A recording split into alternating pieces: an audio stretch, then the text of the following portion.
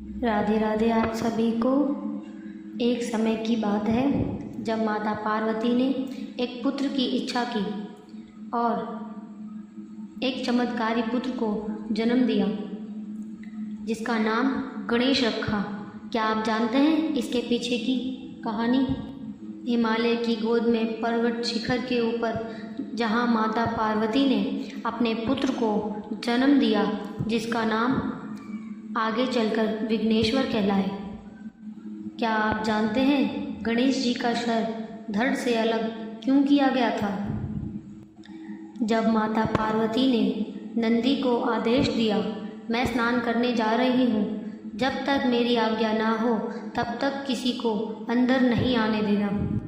जैसे ही माता पार्वती जी अंदर गई, थोड़ी देर बाद वहाँ शिव शंकर आ गए और नंदी से बोले, तुम यहाँ क्यों खड़े हो? नंदी जी ने कहा, माता जी स्नान करने गई हैं। माता जी ने मुझे आज्ञा दी है कि मैं किसी को अंदर ना जाने दूँ। इतने में शंकर जी मुस्कुराए और अंदर जाने लगे। नंदी जी ने शिव जी को एक बार रोका पर वो नहीं रुके। शिव जी ने कहा, मैं पार्वती का पति हूँ, मुझे मत रोको। नंदी जी ने कुछ नहीं कहा और उन्हें अंदर जाने दिया। उधर पार्वती मैया स्नान करने जा ही रही थी कि शिव जी को अपने सामने देखा।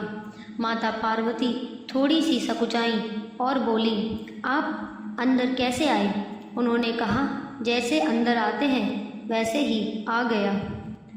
उस समय माता ने कुछ नहीं कहा, पर कुछ समय बाद उन्होंने सोचा कि यह गण मेरे आदेश का पालन नहीं करेंगे, मेरी आज्ञा का कोई मान नहीं करेंगे, मुझे खुद का एक पुत्र चाहिए। माता पार्वती ने अपने स्नान से पहले शरीर पर लगाए गए उपटन से एक पुतला बनाकर तैयार किया। उसने अपनी शक्ति से प्राण फूंककर भगवान गणेश को उत्पन्न किया। उसके बाद जब माता पार्वती स्नान करने के लिए जाने लगी थी, तब माता पार्वती ने गणेश जी को द्वारपाल का कार्य करने को दिया और उनसे कहा, मेरी आज्ञा के बिना कोई भी अंदर न आए।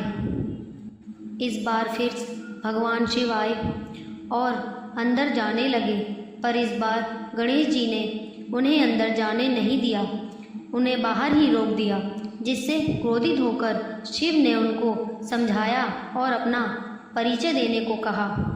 गणेश जी ने कहा, आप मेरा परिचय छोड़ो, बस आपको अंदर नहीं जाने दिया जाएगा। मैंने वचन दिया है अपनी माता को, आप अंदर नहीं जा सकते। शिव जी के बार बार कहने पर गणेश जी नहीं माने और शंकर जी ने क्रोध में आकर गणेश जी का सर धड़ से अलग कर दिया। जब माता पार्वती को अपने पुत्र गणेश की मृत्यु का समाचार सुना तो वह बहुत दुखी और क्रोधित हुई। तब उन्होंने भगवान शिव से क्रोध में कहा, अपने पुत्र को पुनः जीवित करने का अनुरोध किया। भगवान शिव ने अपने गणों को उत्तर दिशा में भेजा और कहा, जो माँ अपने बच्चे की तरफ पीठ करके सो रही हो, उसका शीश काट कर ले आओ। तब महादेव के गणों ने एक हाथी के बच्चे का शीश काटकर शिव जी को लाकर दिया। तब हाथी के बच्चे का सर गणेश जी के धड़ से जोड़कर गणेश जी को पुनः जीवित किया गया। उसके बाद गणेश जी को प्रथम पूज्य का आशीर्वाद भी दिया और भगवान शिव ने गणेश जी को विघ्नेश्वर होने का आशीर्वाद भी दिया और सभी देवी देवताओं ने अपनी अपनी शक्तियों में से उनको शक्तियाँ दी। उन्हें सभी देवी देवताओं से पहले पूजे जाने का वरदान भी मिला। इन्हें अपने माता पिता की भक्ति की, उनकी पूजा की और सभी देवताओं का मान सम्मान और आदर किया। इसी कारण से वह संसार में पूजे जाने लगे और विघ्नेश्वर कहलाने लगे।